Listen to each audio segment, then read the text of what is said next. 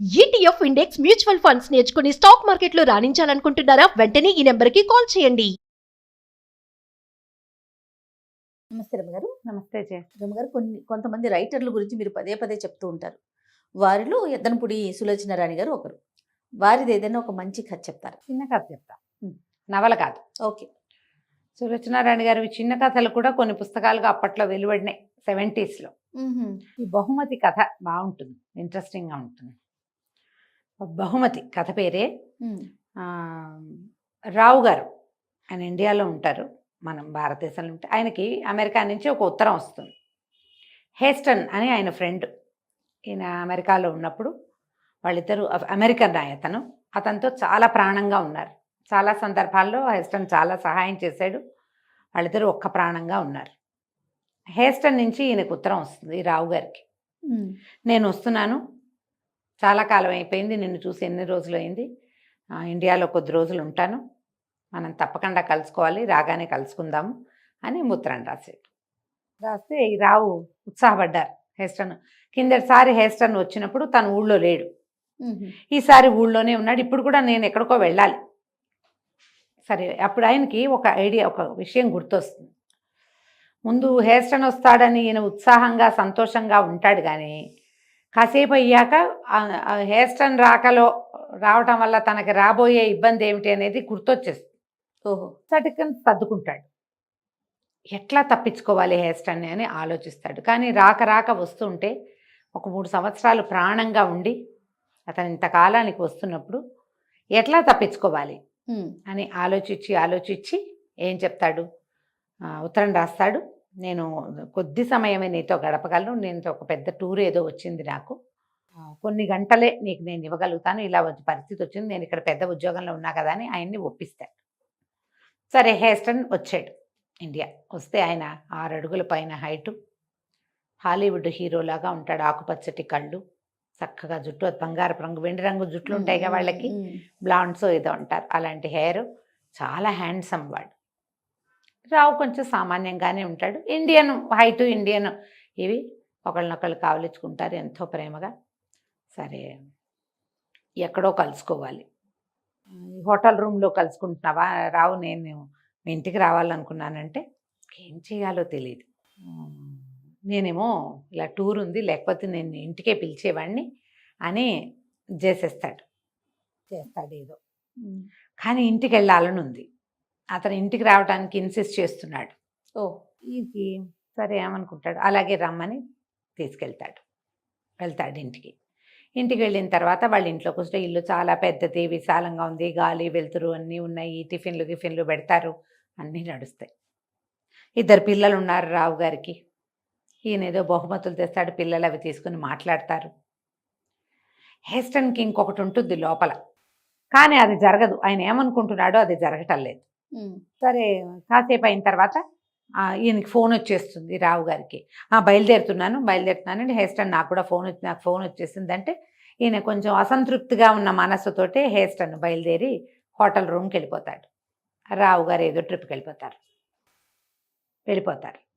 హేస్టన్కి లోపలే ఉంటుంది, మనసులో అసంతృప్తిగా ఉంటుంది. ఆయనకి తను చూడదలుచుకుంది చూడలేకపోయాడు. అదే అయితే ఏమవుతుంది, ఒక పూట గడిచేశారు కల్లా ఈ రావు వాళ్ళ మామగారు వచ్చి కలుస్తారు హేస్టన్ని.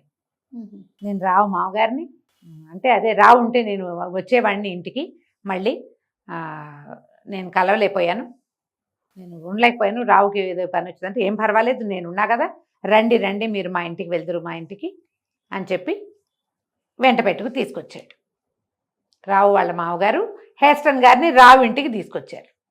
రావు ఇంటికి తీసుకొచ్చాక పిల్లలు వచ్చారు, పలకరించారు. ఆ తర్వాత ఏదో 2-3 మాటలైన తర్వాత, మీరు మా అమ్మాయిని చూడలేదా మొన్న వచ్చినప్పుడు, అమ్మాయి లక్ష్మి అని పిలిచాడు ఆయన. ఆ లోపల నుంచి చీర మనిషి ఆడ మనిషి నడిచొస్తున్నది, పట్టీల చప్పుడు, గాజుల చప్పుడు, చీర కుర్చీళ్ళ శబ్దం చూసి ఈయన చాలా ఎక్సైటెడ్గా అటు చూస్తాడు, ఎంతో ఎక్సైట్మెంట్ తోటి. ఆ లోపల నుంచి వచ్చిన మనిషిని చూసి ఈయన నిర్ఘాంతపోయాడు. సామాన్యంగా సామంచాయిగా కొంచెం పాతకాలపు ధోరణిలో ఉన్న ఒక కాటన్ చీర కట్టుకుని, తల్లో కొద్దిగా 4 తెల్ల వెంట్రుకలు వచ్చిన ఒక ఆవిడ కనపడింది. ఈయన అట్లా అమ్మాయికేసి చూస్తూ ఉండిపోయాడు హేస్టన్ గారు. రావు మామగారికి, ఇదేంటి ఈ పిల్ల, ఇదను ఫారినరు ఆడవాళ్ళకేసి అట్లా స్టేరింగ్గా చూస్తే ఎట్లా, ఆయనకు అస్సలు నచ్చదు, చిరాకొచ్చేస్తుంది. ఈయన పలకరించిన ఈయనకేసి చుట్టల్లా, హెస్టన్ అమ్మాయికేసి చూస్తున్నాడు, ఆవిడకేసి చూస్తున్నాడు. తన కూతుర్ని ఇట్లా పరాయి దేశస్థుడైన మగవాడు ఆ రకంగా చూడడం ఆయనకి ఎంత మాత్రమూ నచ్చల. ఇతని మొహంలో ఒక దిగ్భ్రమ కనపడింది ఆయనకి. ఆయన దిగ్భ్రాంతిని పొందాడు.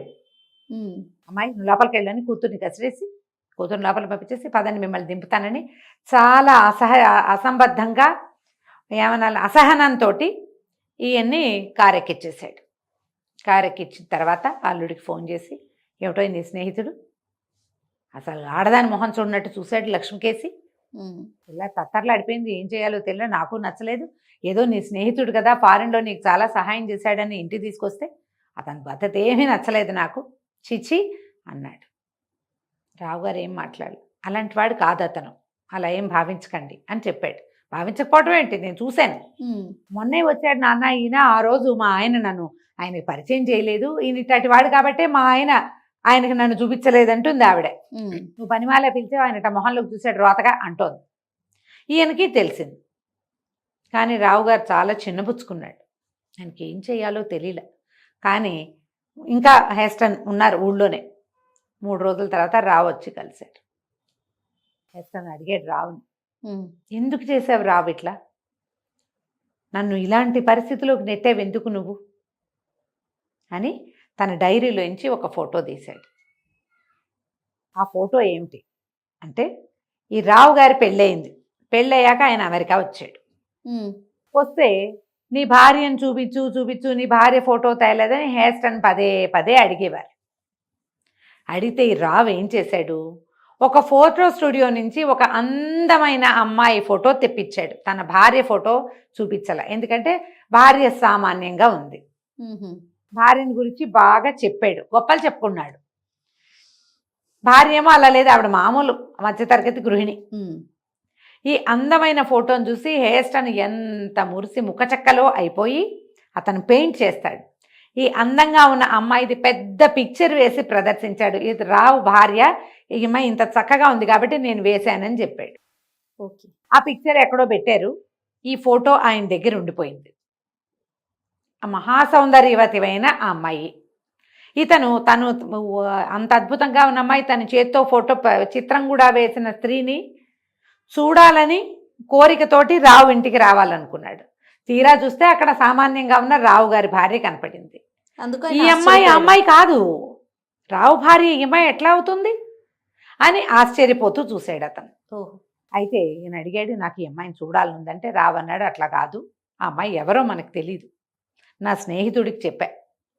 అతను ఆ ఫోటో వాళ్ళ స్టూడియోకి వచ్చినటువంటి అందమైన అమ్మాయి ఫోటోని పంపాడు. ఆ అమ్మాయి ఎవరో నాకు తెలీదు, వాడికి తెలీదు.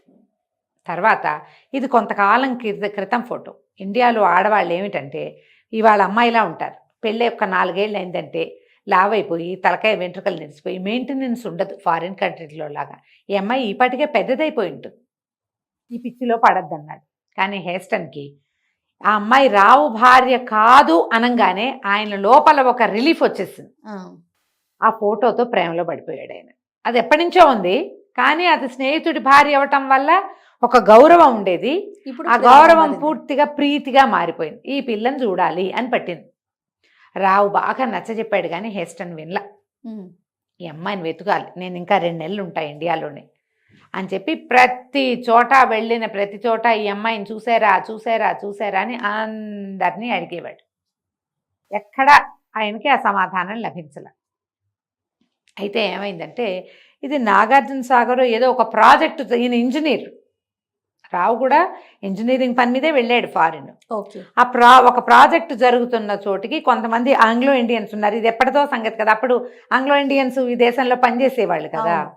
ఈయన తన ఫ్రెండ్స్ ఒక ఫ్యామిలీ ఉన్న ప్రాజెక్టు ఏరియాకి వెళ్ళాడు.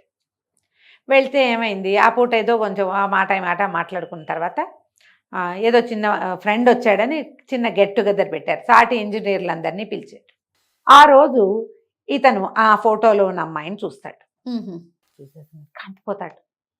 ఆ మహాసౌందర్యం అలాగే ఉంది, ఏదో జార్జెట్ చీర, పెద్ద జడ, చక్రాలు లాంటి పెద్ద పెద్ద కళ్ళు, చక్కటి సంపంగి పువ్వు లాంటి ముక్కు, చిన్న పెదిమలు, చక్కటి నవ్వు, అందమైన విగ్రహం.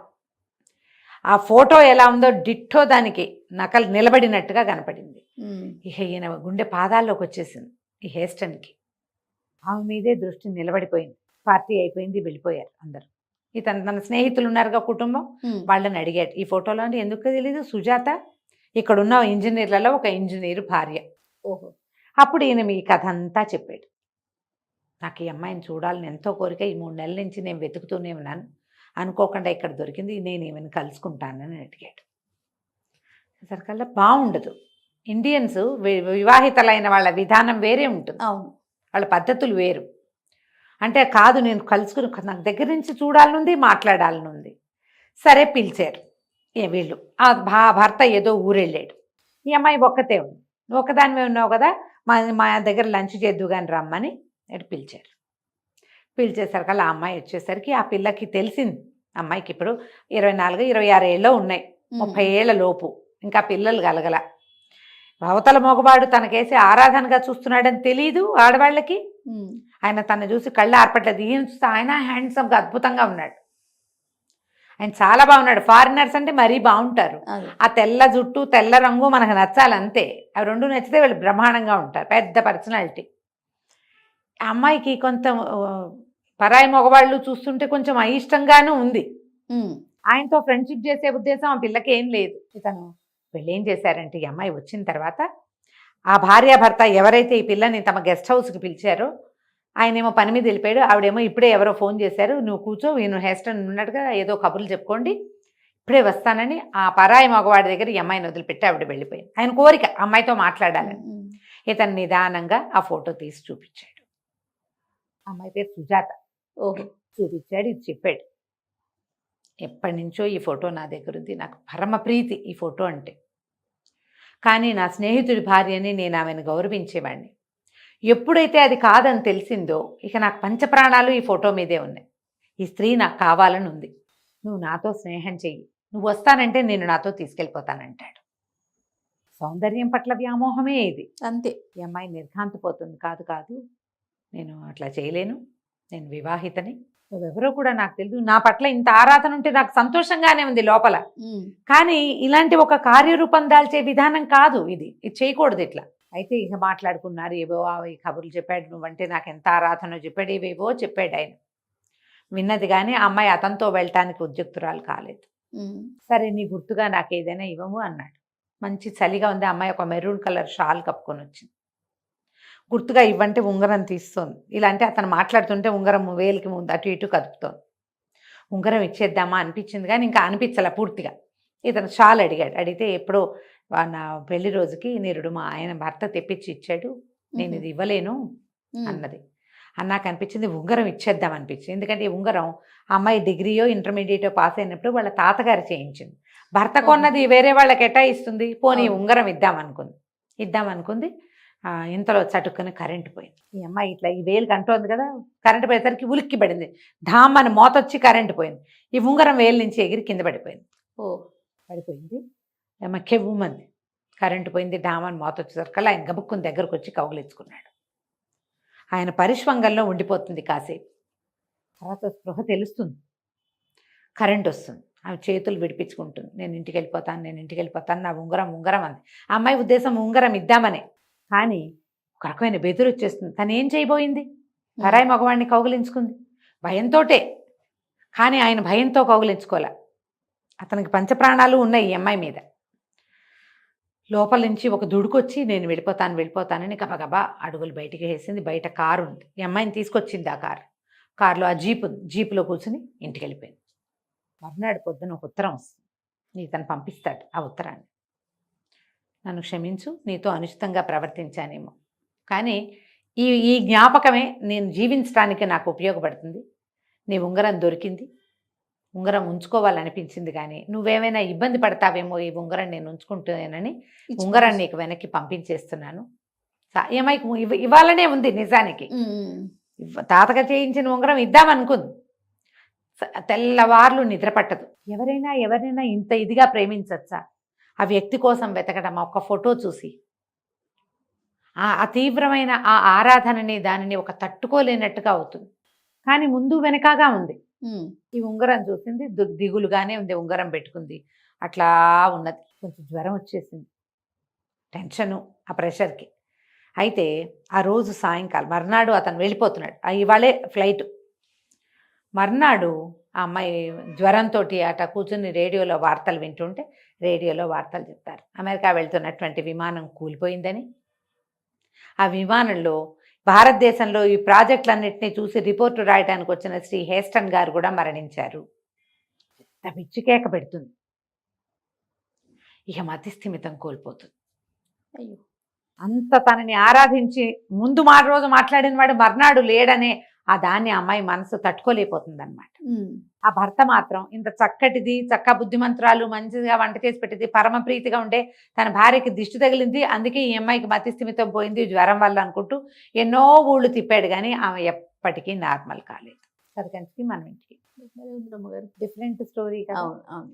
ఈ మనుషుల్ని ప్రేమించటము, ఇలా ఏదైనా చూసి తీవ్రమైనది ఆ, అసలు ఉండదు జయ, తక్కువ, కదా రమ్మగారు. చాలా రియల్ లైఫ్ లో తక్కువ. చూడలేకపోతాం రియల్ కదా. లైఫ్ లో చూడలేం. ఆ రియల్ లైఫ్ లో చూసిన వాళ్ళు దేవదాసు లాంటి ప్రత్యేకమైన గాథలు అంతే కనపడతాయి కదా. అంతే అంతే. ఈ కథ బాగుంటుంది, చదవడానికి కూడా బాగుంటుంది. మీకు ఎక్కడైనా దొరికితే చదవండి. తప్పకుండా. నమస్తే. నమస్తే జయ.